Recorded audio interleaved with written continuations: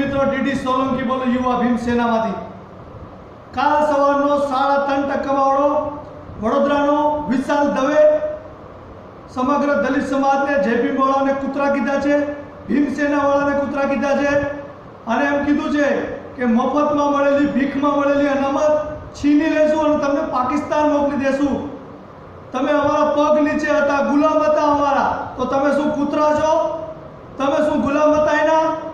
આવા જ્યારે હોય ત્યારે બોલ્યા કરે છે સમાજ માટે, જ્યાં હોય ત્યારે આપણા યુવાઓને મારે છે।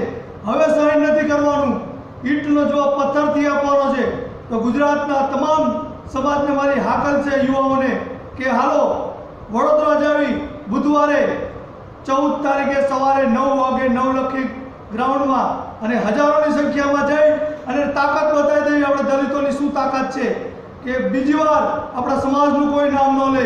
આ કોઈ હીરો બનવા માટે ડીડી સોલંકી નથી કરતો, પણ સમાજ ઉપર જે આંગળી ઉંચાવશે એની આંગળી કાપી નાખવામાં આવશે। એટલે ખરેખર દલિત સમાજ માટે કરતા હોય ઓડિયો વિડીયો જે મૂકવા મૂકો, તમામ દલિત સમાજના આગેવાનો મારી વિનંતી છે અને હાકલ છે, ઓડિયો વિડીયો મૂકીને તમામ બોલાવે સમાજને, નહીં તો આજ પછી બધા ઓડિયો વિડીયો મૂકવાનું બંધ કરી દે, અહીં આવશું ત્યાં આવશું।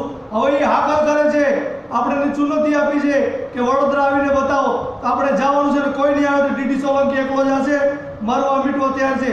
આપણે કોઈ ધીંગાણું નથી કરવાનું, પણ દલિત શક્તિ સંમેલન કરવાનું છે ત્યાં અને દલિતોની તાકાત બતાવવાની છે।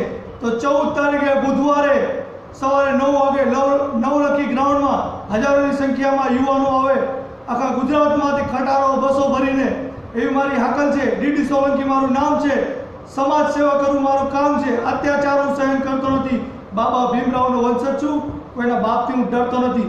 જય ભીમ, જય મૂલ નિવાસી, નમો બુદ્ધાય।